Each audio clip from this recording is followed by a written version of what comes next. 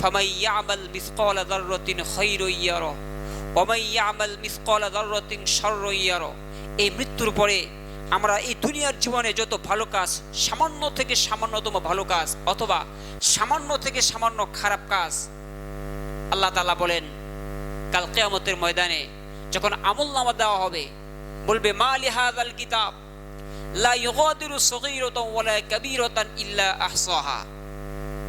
যখন আমলনামা দেওয়া হবে তখন দেখবে যে খারাপ কাজটা গোপনে করেছিল, অন্ধকারে করেছিল, পৃথিবী কেউ দেখে নাই, এমন সামান্য ছোট্ট গুনাহ এর মধ্যে লেখা আছে, আবার এমন সামান্য নেক আমলটাও এর মধ্যে কি আছে, লেখা আছে। তাহলে এই দুনিয়ার জীবনটা আল্লাহ পাক আপনাকে আমাকে সৃষ্টি করেছেন ইবাদত করার জন্য। কিসের জন্য? আল্লাহর ইবাদত। আপনি দুনিয়ার জীবনে যত কাজ করবেন, যত বৈধ কাজ, ইসলাম মোতাবেক যত কাজ, সকল কাজই কি ইবাদত, যদি সেটা খালেস নিয়তে ভালো কাজ হয়। আবার অনেক ভালো কাজও যদি নিয়ত খারাপ থাকে এর ফল খারাপ হয়। যেমন ওয়াজ করে, ইমামতি করি, যদি চিন্তা করি যে টাকার জন্য করি, মাস শেষ হইলে টাকা, যদি এরকম নিয়ত থাকে তাহলে ভালো কাজটাও কিনা আমার জন্য মঙ্গলজন নয়। তো যেহেতু আল্লাহ তাআলা এই পৃথিবীতে আপনাকে আমাকে সৃষ্টি করেছেন, আমরা ছিলাম আলমে আরওয়াহ, রুহের জগতে করছিলাম, সেই রুহের জগৎ থেকে আমরা আলমে আসবাব এই বস্তু জগতে আসলাম, এই দুনিয়াতে আসলাম। আবার এই বস্তু জগৎ থেকে আলমে বারজাখ আমাদের কবর জগতে যেতে হবে। এজন্য আল্লাহ রাব্বুল আলামিন বলেন এই দুনিয়ার জীবনে আল্লাহ রাব্বুল আলামিন আপনাকে আমাকে পাঠিয়েছেন ফাআম্মা মান তাগা ওয়া আসারাল হায়াতাদ দুনিয়া ফাইন্নাল জাহিমা হিয়াল মাওয়া। যে ব্যক্তি দুনিয়ার জীবনকে পেয়ে দুনিয়ার জীবনটাকে প্রাধান্য দিল, এ দুনিয়ার সবকিছুকে আপন মনে করল, আল্লাহকে ইসলামকে দূরে সরিয়ে দিল, ফাম্মা মান তাগা ওয়া আসারাল হায়াতাদ দুনিয়া, দুনিয়ার জীবনকে প্রাধান্য দিল, তার জীবনটাই বরবাদ।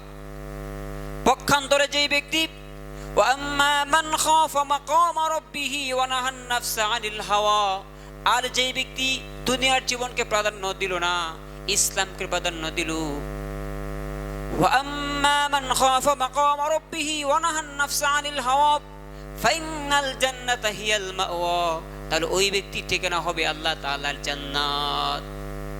এজন্য দুনিয়ার জীবনে আল্লাহ রাব্বুল আলামিন আপনাকে আমাকে সময় দিয়েছেন। আল্লাহর হাবিব বলেছেন পৃথিবীতে আমার উম্মতের হায়াত হলো 60 থেকে 70 বছর। এই স্বল্পতম সময়ে যদি আল্লাহ পাকের ইবাদত করতে পারি তাহলে কিয়ামত সারা জীবন মাটির তোলা হচ্ছে এমন একটি জায়গা। মাওলানা রুম বলেছেন দুনিয়ার জগৎটা হলো কেমন, যদি কোনো ব্যক্তি, আল্লাহর হাবিব বলেছেন, যদি কোনো ব্যক্তি সমুদ্রের ভিতরে আঙ্গুল প্রবেশ করায়, আটলান্টিক মহাসাগর পৃথিবীর বড় বড় সমুদ্র নয়, যদি আপনার বাড়ির পুকুর পাশ থেকে যদি আপনি হাতের আঙ্গুল দিয়ে এইভাবে আঙ্গুল পানির মধ্যে প্রবেশ করান, এবার আপনি বলেন হাতের আগার মধ্যে কি পরিমাণ পানি আসবে। আল্লাহর হাবিব বলেন হাতের অগ্রভাগে যেই পরিমাণ পানি আসে, এই পানির সাথে গোটা সমুদ্রের পানির যেই তুলনা, ঠিক পরকালের সাথে দুনিয়ার তুলনাই হলো তেমন। যেমনি ভাবে হাতের 1 ফোঁটা পানির সাথে গোটা সমুদ্রের পানির কোনো তুলনাই চলে না, ঠিক তদ্রূপভাবে পরকালের সাথে দুনিয়ার কোনো তুলনাই চলে না। অনন্তকাল থাকতে হবে এমন না। এ দুনিয়ার জীবনে তো আমাদের বাচ্চা, যৌবন, কৈশোর, বার্ধক্য, এইভাবে আমাদের পর্যায়ক্রমে একটা সময় পেরিয়ে সব শেষ হয়ে যায়, কিন্তু পরকালটা হচ্ছে এমন খালিদিনা ফিহা লা ইয়াবগুনা আনহা হিওয়ালা, যেখানে অনন্তকাল, যার শুরু আছে কোনো কি নাই, শেষ নাই। কিন্তু ওই পরকালে যারা কাফের, বেদ্দিন, যারা মুশরিক, আল্লাহর সাথে যারা শরীক করেছে, তারা চিরস্থায়ী জাহান্নামে থাকবে। কিন্তু যারা মুসলমান, যারা আমরা মুসলমান আছি, গুনাহ করে ভালো কাজ করে, তাদেরকে একটা সময় যখন তাদের পাপের যে শাস্তির ভোগ যখন হয়ে যাবে, তখন আল্লাহ তাআলা তাদেরকে আবার জান্নাতে পাঠিয়ে দিবে, তখন সে অনন্তকালের জান্নাতে থাকবে।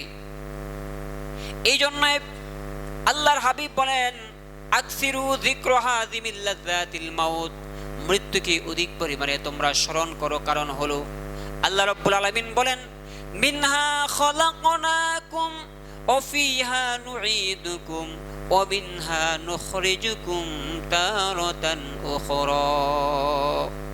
মাটি থেকে জন্ম তোমার, মাটিতে মরণ, মাটি থেকে উঠতে হবে রাখিও স্মরণ। এই মাটি থেকে আল্লাহ পাক মিনহা খলাকনাকুম, আমি আল্লাহ তাআলা তোমাদেরকে এই মাটির সান্নিধ্যাস থেকে আমি আল্লাহ তোমাকে সৃষ্টি করেছি। ওয়াফিহা নুঈদুকুম, আবার সেই মাটির ভিতরে আমি আল্লাহ তোমাদেরকে প্রবেশ করাবো। ওয়া মিনহা নুখরিজুকুম, আবার সেই মাটি থেকেই তোমাদেরকে পুনরুত্থিত করবো তারাতান উখরা, আবার দ্বিতীয়বার। কেন করবেন? তোমাদের পরকালের হিসাব দিই, এই দুনিয়ার জীবনে কে কি করেছো তার পুঙ্খানু হিসাব নিকাশের জন্য। এই জন্য নবী করিম সাল্লাল্লাহু আলাইহি সাল্লাম বলেন, আকসিরু যিকরা হাযিবিল লাযাতিল মাউত, এই মৃত্যুকে তোমরা অধিক পরিমাণে স্মরণ করো। কারণ নবীজি বলেন, যে ব্যক্তি দৈনিক 20 বার, কতবার? 20 বার মরণের কথা স্মরণ করবে, যদি ওই দিন ওই ব্যক্তির মরণ হয়, তাহলে ওই মরণটা হবে শহীদি মরণ। কেন? কারণ একটা মানুষ যদি তার মরণের কথা স্মরণ হয়, সব সময় যদি যে যখন ভালো কাজ খারাপ কাজ করতে যায়, যখন তার মরতে হবে এই বিশ্বাস যখন হয়, তখন তার দ্বারা খারাপ কাজ করা সম্ভব নয়। তার মৃত্যুর ভয় তাকে সব সময় খারাপ কাজ থেকে বাধা দিবে। এই জন্য যদি কোনো ব্যক্তি 20 বার এই মৃত্যুর কথা স্মরণ করতে পারে, আল্লাহ তাআলা বলেন ওই ব্যক্তির মরণটা যদি ওই দিন হয়, তার কি মরণ হবে? শহীদি মরণ হবে। এজন্য আমাদের সবসময় মৃত্যুর কথা স্মরণ করতে হবে। কারণ এই পৃথিবীর আবহমান কাল থেকে আদম আলাইহিস সালাম থেকে শুরু করে এই পৃথিবীতে যত মানুষ এসেছিলেন, পৃথিবীর কেউ স্থায়ী নয়, সবাই একটা সময় পরিবর্তন শেষ হয়ে যায়। গোটা পৃথিবী শাসন করেছিলেন 4 জন বাদশা। কয়জন? একজন ছিলেন জুলকারনাইন, তিনি গোটা বিশ্ব শাসন করেছিলেন। 2 জন মুসলমান, 2 জন কাফের। তো জুলকারনাইন ইন্তেকালের সময় ওনার উজিরকে বলে গিয়েছিলেন যে আমার মৃত্যুর পরে আমার হাত কাফনের বাহিরে রাখবা এবং আমাকে গোটা দুনিয়া, গোটা আমার রাজ্য ঘুরাইবা। ঘুরানোর পরে ওনার মৃত্যু হয়ে গেল। মৃত্যুর পরে ওনার কথা মোতাবেক ওনাকে হাত কাফনের বাহিরে রেখে ওনাকে সব মুল্লুক জুড়ে ঘুরানো হচ্ছে। তো ওনার হাত তো কাফনের বাহিরে। তো সামাজিক কিছু মানুষ থাকে দেখবেন যারা তিলকে তাল করে, এরকম আছে না? তো মানুষ বলে, দেখ ওই জুলকারনাইন সেকেন্দার বাদশা ইন্তেকাল করেছেন, তো মৃত্যুর পরেও আমাদের কাছে হাত পেতে আছে, ট্যাক্স চায়। কি চায়? ট্যাক্স চায়। হঠাৎ ঘুরাইতে ঘুরাইতে শেষ, হঠাৎ হাত অটোমেটিক কাফনের ভিতর চলে গেল। তখন উজির বলেছিলেন যে উনি আমাকে বলে গিয়েছিলেন যে হাতটা কাফনের বাইরে রাখতে। এই জন্য তিনি এটাই বুঝাতে চেয়েছিলেন, দুনিয়ায় এত রাজ্য শাসন করেছিলেন, এত কিছু ওনার ছিল, কিন্তু আজকে তিনি মৃত্যুবরণ করেছেন খালি হাতে। কি হাতে? খালি হাতে। এই পৃথিবীর অর্থ সম্পদ, গাড়ি বাড়ি, হালাল হারাম বাজ বিচার করে আমরা চলি না। দুনিয়ার যত সম্পদ আপনি রেখে যান, আপনি সম্পদ রেখে গেলে আপনি মৃত্যুর সাথে সাথে আপনার সম্পদ আপনার পরিবার নিয়ে যাবে। কথা ঠিক না? আপনার রূহ আজরাইল নিয়ে যাবে, আপনার শরীরের মাংস পোকামাকড় খাবে, আপনার হাড্ডি মাটিয়ে খাবে। শুধুমাত্র থাকবে একটা জিনিস, সেটা হলো আপনার আমল। কি থাকবে? আর সব কিছু বাক হয়ে যাবে। সম্পদ সন্তানেরা নিয়ে যাবে, গোশত পোকামাকড়ে খেয়ে ফেলবে, হাড্ডি মাটিতে খেয়ে ফেলবে। আপনি আপনার বলতে কিছুই নাই। এখন শুধুমাত্র একটা জিনিস বাকি থাকবে, আমল। সেটা যদি ভালো হয়, এই যে আমরা কবরে রেখে আসলাম, এই ব্যক্তিকে রাখার পরে সঙ্গে সঙ্গে 3টা প্রশ্ন। মার রব্বুক, তোমার রবকে। মা দীনুকা, তোমার দিন কি, তুমি কোন ধর্মের লোক ছিলে?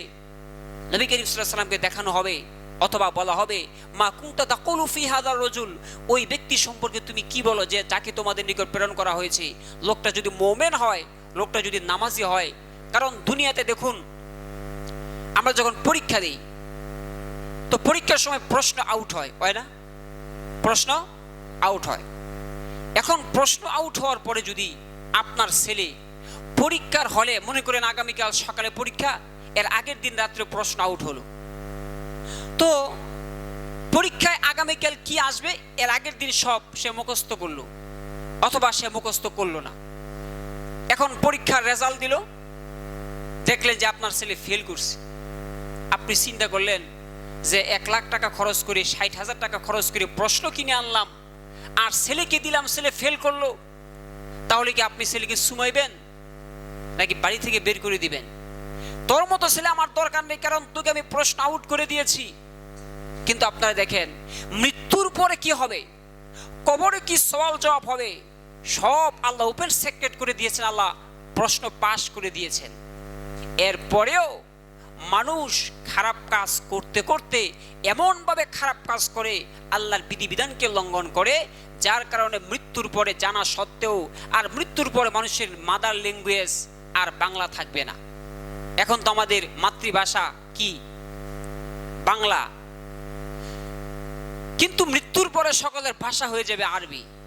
যাকে এখন দাফন করে আসলাম, এখন উনি ফেরেশতার সাথে কথা বলবে, আরবিতে কথা বলবে, বাংলাতে না। পৃথিবীর যেই কোন মানুষ মারা যাক, তার মৃত্যুর সাথে সাথেই তার ভাষার ল্যাঙ্গুয়েজ চেঞ্জ হয়ে যায়, সে আরবিতে কথা বলবে। এখন লোকটা যদি নামাজি হয়ে থাকে, লোকটা যদি মুমিন হয়ে থাকে, সে প্রত্যেকটি প্রশ্নের জবাব সঠিক দিতে পারবে। মা রব্বুক, তোমার রবকে রব্বি আল্লাহ, আমার রব হচ্ছেন আল্লাহ। মা দীনুক, তোমার ধর্ম কি? দীনুনা ইসলাম, আমার ধর্ম হচ্ছে ইসলাম। তোমার নবীকে মুহাম্মদ সাল্লাল্লাহু আলাইহি সাল্লাম।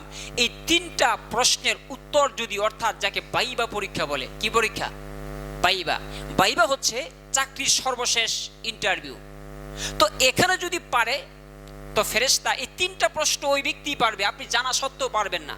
যদি আপনার ঈমান এবং আমল সঠিক থাকে। এই পৃথিবীতে দুইটা জিনিস মানুষের জরুরি, একটা হচ্ছে ঈমান আর একটা হচ্ছে আমল। বলেন কয়টা জিনিস? দুইটা জিনিস, ঈমান, আমল। আমাদের সকলের পুরা গাছুয়ার কান্দা সবার ঈমান আছে, কি আছে? কিন্তু কি নাই?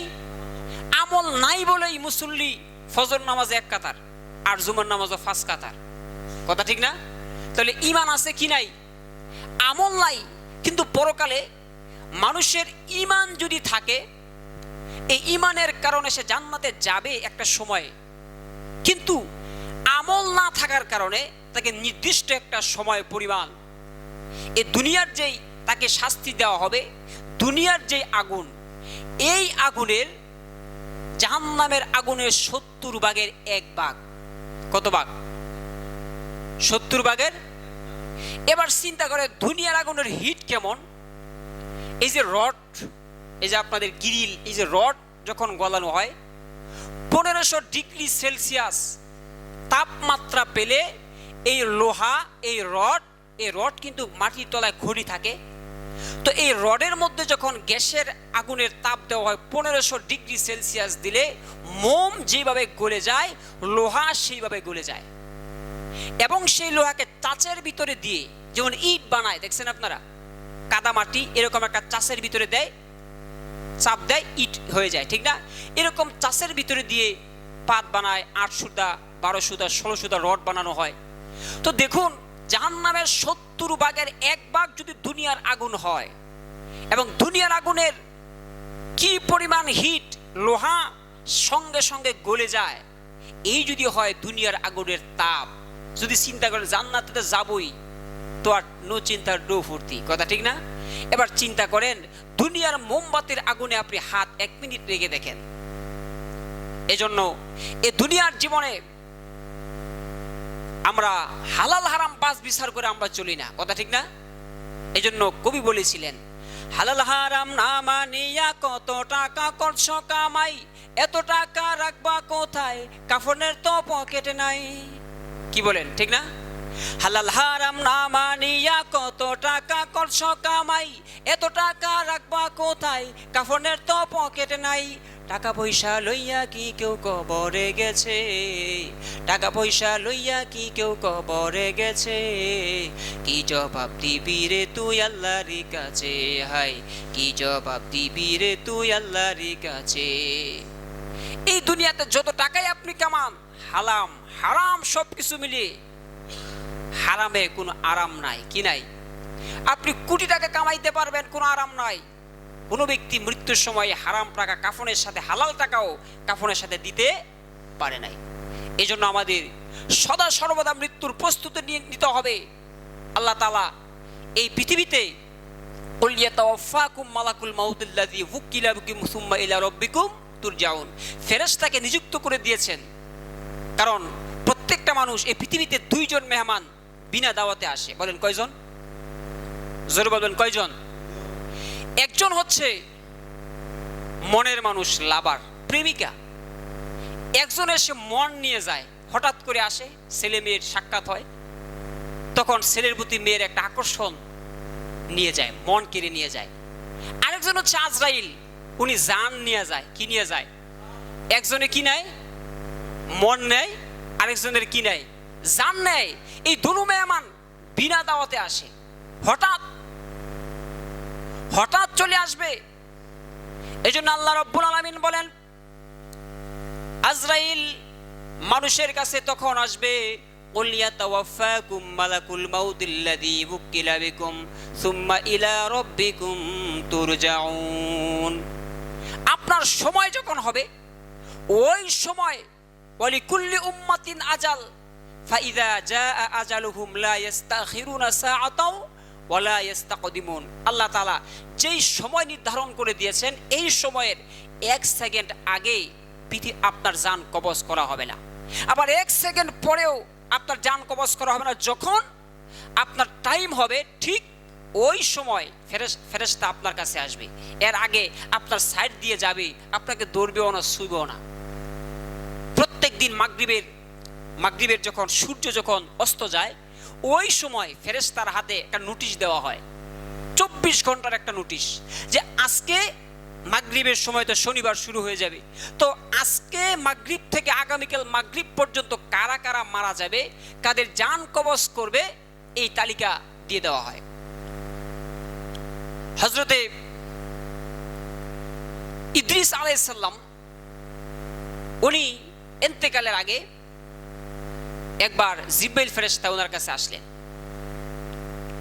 এসে ওনাকে 4র্থ আসমানে নিয়ে যায়। কত আসমানে?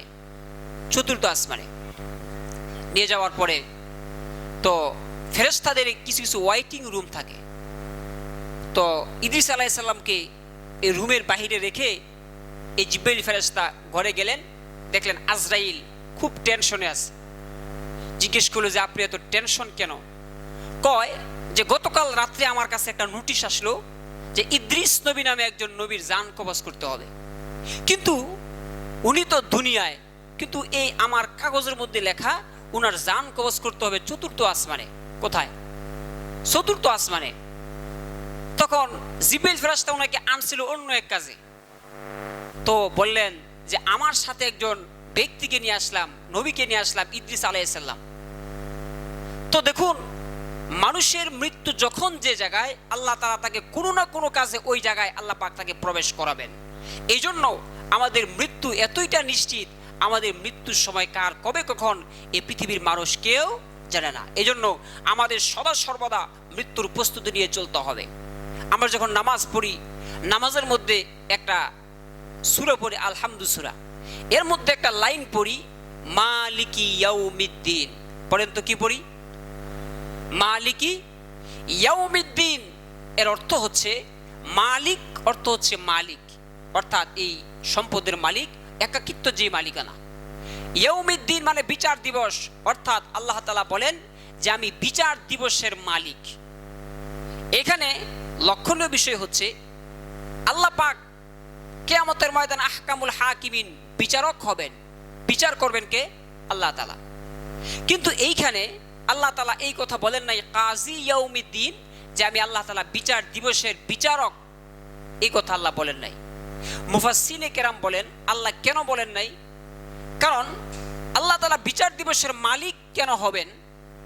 কারণ দুনিয়ায় যদি একটা মার্ডার হয়, একটা খুন হয়, খুন হলে পরে আসামি যখন গ্রেফতার হয়, গ্রেফতার হলে তাকে জজ কোর্টে নেওয়া হয়। কোথায় নেওয়া হয়? জজ কোর্টে। তখন জজ কোর্টে নেওয়া হলে একটা উকিল ধরতে হয়। এই উকিল এটাকে তদন্ত করে জজ সাহেবের সামনে তা পেশ করে। এখন জজ সাহেব তদন্ত করে সব দেখলেন যে খুন যিনি করলেন, আসামি হলেন এই জজ সাহেবের নিজের ছেলে। কে? 50 জন সাক্ষী হলো, সব কিছু ওপেন সিক্রেট হলো। এখন আপনি বলেন, জজ সাহেব সমস্ত সাক্ষী প্রমাণ পাওয়ার পরে এখন জজ সাহেবের কি ক্ষমতা আছে যে এই নিজের ছেলে বলে তাকে ক্ষমা করে দেওয়ার? আছে?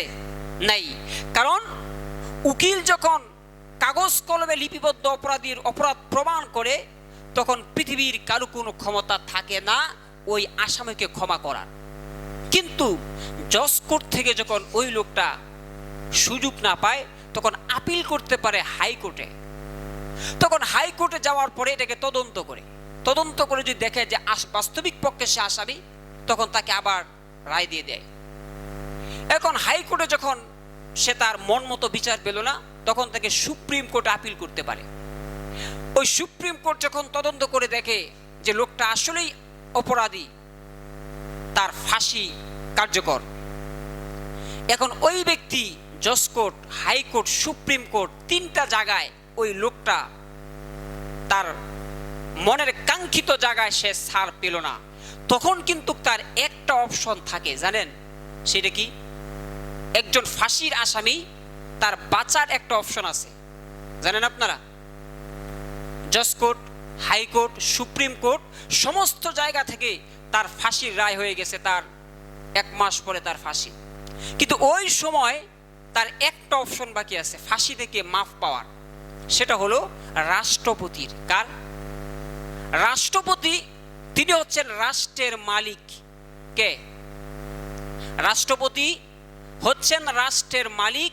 উনি ইচ্ছা করলে যেই কোনো ফাঁসির আসামিকে কোনো নোটিশ ছাড়া, কোনো প্রজ্ঞাপন ছাড়া, কোনো অনুরোধ ছাড়া নিজের ইচ্ছায় মাফ করতে পারে, কারণ তিনি হচ্ছেন মালিক। রাষ্ট্রের একচ্ছত্র মালিক হচ্ছেন কে? রাষ্ট্রপতি। তাহলে জজ সাহেব, হাইকোর্ট, সুপ্রিম কোর্ট, কোন কোর্ট প্রমাণ পাওয়ার পরেও তাকে ক্ষমা করার কি নাই? পারমিশন। যদিও তারা ক্ষমা করে, দুর্নীতি করে তাকে জবাবদিহি করতে হয়, কথা ঠিক না?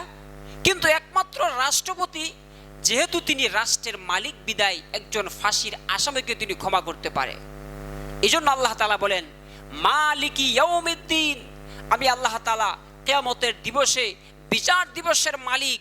কারণ মালিক হয়ে আল্লাহ বলেন, যদি কিয়ামতের দিবসে আমি বিচারক হয়ে বিচার করতাম, তাহলে পৃথিবীর কোনো মানুষ মুক্তি পেত না, সকল মানুষ জাহান্নামে যেত। এই জন্য আল্লাহ রাব্বুল আলামিন বলেন কিয়ামতের ময়দানে আমি আল্লাহ রাব্বুল আলামিন মালিকি ইয়াউমিদ্দিন, বিচার দিবসের বিচারক হয়ে বিচার করব না। কারণ যদি আমি আল্লাহ বিচারক হয়ে বিচার করি, তাহলে কোনো বান্দা পৃথিবীতে আল্লাহর দরবারে ছাড় পাওয়ার কোনো অপশন থাকবে না, সকলে জাহান্নামে যাবে। এই জন্য আল্লাহ রাব্বুল আলামিন বলেন মালিক ইয়াউমিদ্দিন, আমি আল্লাহ বিচার দিবসের মালিক। যখন আল্লাহর কাছে আমাদের অপরাধ প্রমাণ হয়ে যাবে, আল্লাহ তাআলা বলেন কাল কিয়ামতের ময়দানে যখন একজন মানুষের অপরাধ প্রমাণ হয়ে যাবে, ইন্নাস সামা ওয়াল বাসরা ওয়াল ফুআদা কুল্লু উলাইকা কানা আনহু মাসউলা।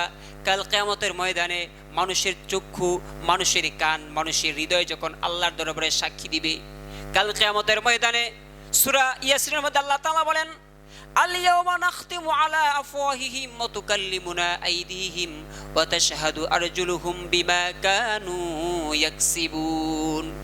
কাল কিয়ামতের ময়দানে মানুষের মুখকে আল্লাহ তাআলা বন্ধ করে দিবেন, কারণ মানুষ হলো অনেক বাসাল, অনেক বেশি কথা বলবে হে আল্লাহ এই ফেরেশতা আমার নামে ভুল লিখছে, ডাইরেক্ট ফেরেশতার বিরুদ্ধে মিথ্যা কথা বলবে ডাইরেক্ট। তখন জমিন সাক্ষ্য দেবে, জমিনের ডিএনএ ফিঙ্গার টেস্ট করা হবে। ইয়াউমা ইদিন তুহাদ্দিসু আখবারহা, সেদিন জমিন, আপনি যে জমিনের উপর দিয়ে হেঁটেছেন, মানুষের যখন অপরাধ, যখন ছুরি দিয়ে মানুষকে খুন করে, তখন হাতের আঙ্গুলের ফিঙ্গার প্রিন্ট ওখানে ছাপ পড়ে যায়। তো জমিনে যখন আপনি হাঁটলেন, আপনার জমিনে হাঁটার এই ছাপ ফেরেশতা আপনার সামনে পেশ করবে। এরপরে বলবে, মানুষ আল্লাহর সাথে এমন তর্ক করবে, আল্লাহ তাআলা মানুষকে যখন জমিন যখন সাক্ষী দিবে, বলবে আল্লাহ দেখো আমার উপর দিয়ে হেঁটে সে কুকর্ম করেছে। এরপরেও মানুষ বারবার বিরক্ত করবে, আল্লাহ এই জমিন মিথ্যা কথা বলে, এই জমিন আমার এলাকার শত্রু ছিল, এই জন্য মিথ্যা কথা বলে। এরপরে ফেরেশতার লিখিত আমলনামা, ইকরা কিতাবাক, এরকম বিদ্যুৎ বিল প্রত্যেক মাসে আপনার হাতে দেয় না, কত ইউনিট খরচ করেছেন দেওয়া হয়। তো ফেরেশতা আমলনামা দিবে। আল্লাহ বলবেন ইকরা কিতাবাক কাফা বিনাফসিকা আল-ইয়াওমা আলাইকা হাসিবা, আজকে তোমার আমলনামা কোনো ফেরেশতা নয়, তোমার বন্ধু নয়, তুমি নিজেই পড়ো, সে আমলনামা পড়বে। এরপর কইবা আল্লাহ আল্লাহি রব্বিনা মা কুন্না মুশরিকিন, আল্লাহ এই কাজগুলো তোমার ফেরেশতা আমার সাথে দুর্নীতি করছে। কি করছে? দুর্নীতি করছে। এই কিছু সব কিছু প্রমাণ হয়ে যাওয়ার পরেও ওই ব্যক্তি আল্লাহর সাথে তর্ক করতেই থাকবে। ওয়াইদিহিম, হাতের মুখের মধ্যে যখন মোহর মেরে দিবেন তখন তোমার হাত সাক্ষী দিবে আল্লাহ এ আমার হাতের মাধ্যমে অপরাধ করেছে, পা সাক্ষী দিবে এ পায়ের মাধ্যমে হেঁটে গিয়েছে, আপনার কান সাক্ষী দিবে, চক্ষু সাক্ষী দিবে, নাক সাক্ষী দিবে। সব সাক্ষী দেওয়ার পরে এখন আপনার নিজের দেহ যদি আপনার বিরুদ্ধে সাক্ষী দেয়, এখন তো আপনার আর বাঁচার কোনো পথ আছে? এজন্য আল্লাহ রাব্বুল আলামিন বলেন কাল কিয়ামতের ময়দানে যখন বান্দার অপরাধ যখন প্রমাণ হয়ে যাবে, তখন তো আমি আল্লাহ রাব্বুল আলামিন যদি বিচারক হয়ে বিচার করতাম, তাহলে পৃথিবীর কোনো মানুষ পরকালে মুক্তি পাওয়ার কোনো সম্ভাবনা ছিল না। যেহেতু আমি আল্লাহ রাব্বুল আলামিন বিচার দিবসের মালিক, সেই জন্য আমি আল্লাহ রাব্বুল আলামিন আমি যাকে ইচ্ছা তাকে ক্ষমা করে দিয়ে আমি আল্লাহ জান্নাতের ব্যবস্থা করে দিব। এই জন্য আল্লাহ পাক কাল কিয়ামতের ময়দানে বিচারক হয়ে বিচার করবেন না, মালিক হয়ে বিচার করবেন। এই জন্য আপনারা জানেন উকিলের কাছে যাওয়ার জন্য, কোনো জজের সাহেবে যাওয়ার জন্য উকিল লাগে। কি লাগে?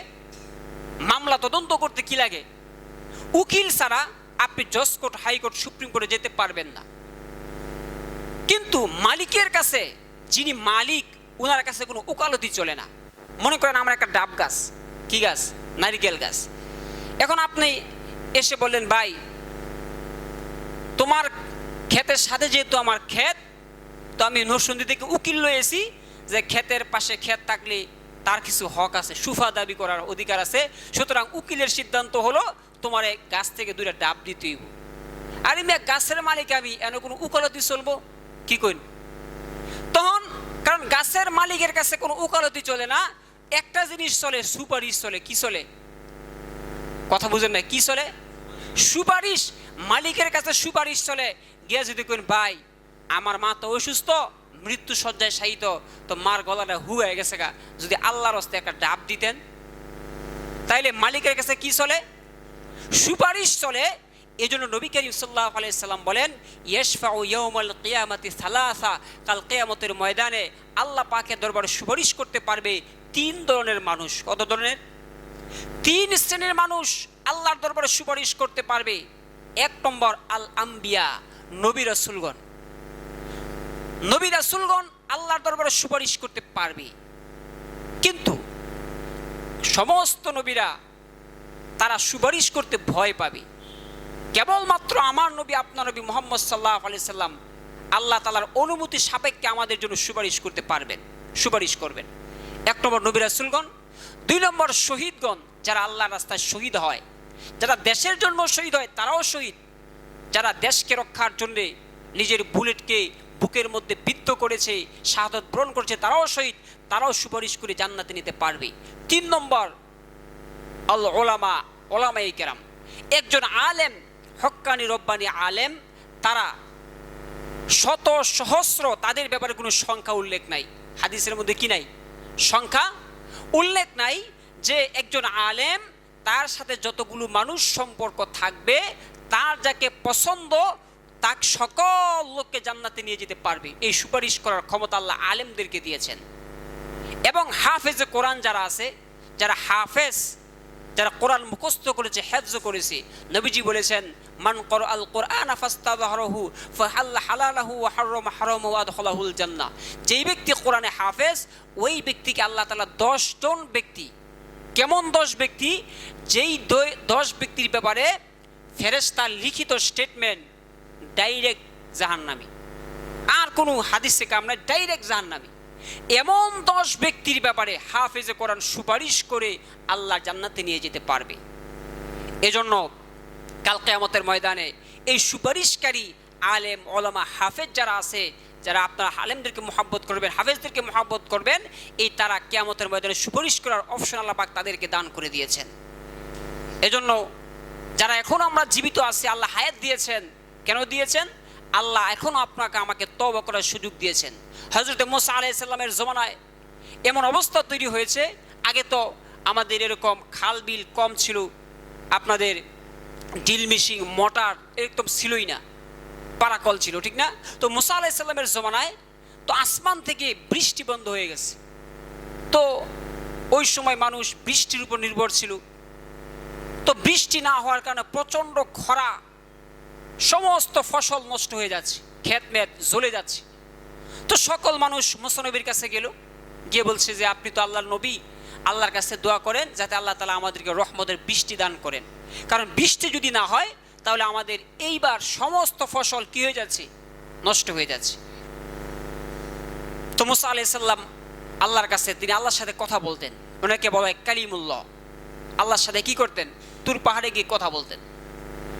তো মুসা আলাইহিস সালামকে আল্লাহ পাক ওহী করলেন যে মুসা, আমি বৃষ্টি দিচ্ছি না কেন? কারণ মুসলমান যখন গুনাহ করে, এই মুসলমান গুনাহ করার কারণে আল্লাহ তাআলা রাগান্বিত হন। এই জন্য আল্লাহ রাগান্বিত হয়ে আল্লাহ রহমতের বৃষ্টি বন্ধ করে দিয়েছেন, সমাজে আযাব গজব শুরু হয়ে যাচ্ছে। তো মুসা আলাইহিস সালাম এলাকার সকল মানুষদেরকে একসাথে তিনি ডাকাইলেন। তো ডাকিয়ে বললেন, দেখেন তো আল্লাহ তাআলা আমাদের রহমতের বৃষ্টি বন্ধ করেছেন, একটা কারণ হলো যে আমরা গুনাহ করছি বেশি। কি করছি? এই গুনাহ করার কারণে আল্লাহ তাআলা রহমতের বৃষ্টি বন্ধ করে দিয়েছেন। আসেন আমরা সবাই মিলে তওবা করি।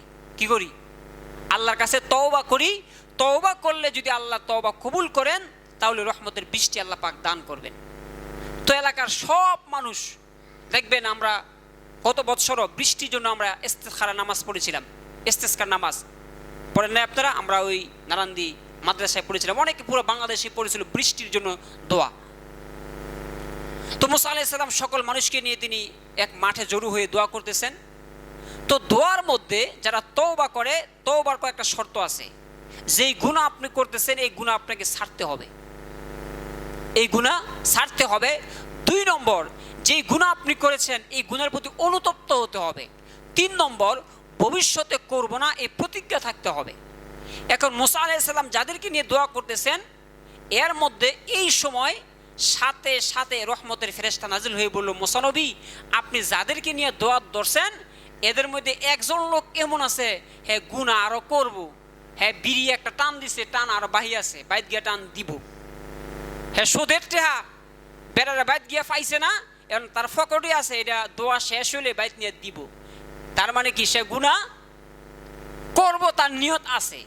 কারণ তওবার শর্ত কি, যা করছেন অনুতপ্ত এবং ছেড়ে দিতে হবে, ভবিষ্যতে করব না দৃঢ় প্রতিজ্ঞা করতে হবে। এখন এইবার 3 শর্তের ভিতরে নাই, কি কোন আছে? এখন মুসা আলাইহিস সালামের কাছে ফেরেশতা এসে বলল, যতক্ষণ পর্যন্ত এই সূরায় না যাইব অতক্ষণ আল্লাহ বৃষ্টি দিত না। তো মুসা আলাইহিস সালাম সাথে সাথে দোয়া বন্ধ করে দিছে। কয় দেখেন আপনাদের মধ্যে একজন লোক আছেন, খারাপ কাজ বাহি আছে, বাইত গিয়া করবেন, আল্লাহর রাস্তা আপনি যান গা, আপনি না গেলে আল্লাহ বৃষ্টি দিত না। এখন আপনি চিন্তা করেন, সমাজের 100 মানুষ একসাথে যদি একজন জায়গা অপরাধী, হ্যাঁ কি এলাকার মধ্যে থুইব, হ্যাঁ শ্বাস তলে তলে গিয়ে আঙ্গুর এলাকাত আলি কিরা লাগছে, ঠিক না? এখন তো হ্যাঁ পড়ছে বিপদ, হায় হায়। মুসা আলাইহিস সালাম বলছেন, দেখেন যদি আপনি ভালোভাবে না যান তাহলে আল্লাহ পাক আবার ওহী করে আপনার নাম বলবে, তখন আমি আপনাকে গাড় ধাক্কা দিয়ে বাইর করে দেব। কারণ এটা তো নবী, এটা তো কোনো কবি না, এটা তো ঘোষ চলতো না, এটা নারায়ণগঞ্জের 7 মার্ডার না যে টেহা দিলে আপনি মার্ডার মাফ হবে। তখন ওই লোক চিন্তা করছে, হায় হায় এখন তো জাগা মতো দরা খাইছি, এখন যদি আমি যাইও গা, লঙ্গির মধ্যে আগুন লাগলে বিপদ, খুললেও বিপদ, আবার ফললেও বিপদ, এই জায়গায় বেড়ায় পড়ছে।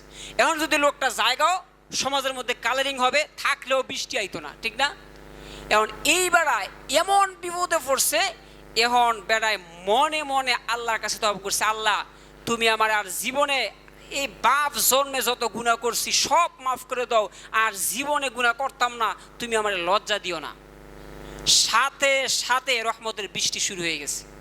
এখন মুসা নবী তো অবাক, হায় হায় ফেরেশতা নিজে আমারে কয়ে গেছে যে কোনো ব্যক্তি না, এক ব্যক্তি না গেলে বৃষ্টি হবে না, কেউই গেছে না, বৃষ্টি আসলো কিভাবে? আবার ফেরেশতা ওহী নিয়ে আসলেন, বললেন, হে মুসা নবী, যেই ব্যক্তির কারণে আল্লাহ তাআলা রহমতের বৃষ্টি বন্ধ করেছেন, এখন সেই ব্যক্তির কারণেই আল্লাহ রহমতের বৃষ্টি দান করেছেন। এই জন্য নবী করিম সাল্লাল্লাহু আলাইহি সাল্লাম বলেন, আত-তাইবু মিনাজ যামবি কামাল্লা যামবালাহু, তওবাকারী হচ্ছে এমন, কাপড়ে ময়লা বললে যেমন ধুইলে পরিষ্কার হয়ে যায়, আগের মতো হয়ে যায়, ঠিক যেই ব্যক্তি তওবা করে ওই ব্যক্তি এমন হয়ে যায় যেমন ওই ব্যক্তি আর গুনাহ করে নাই।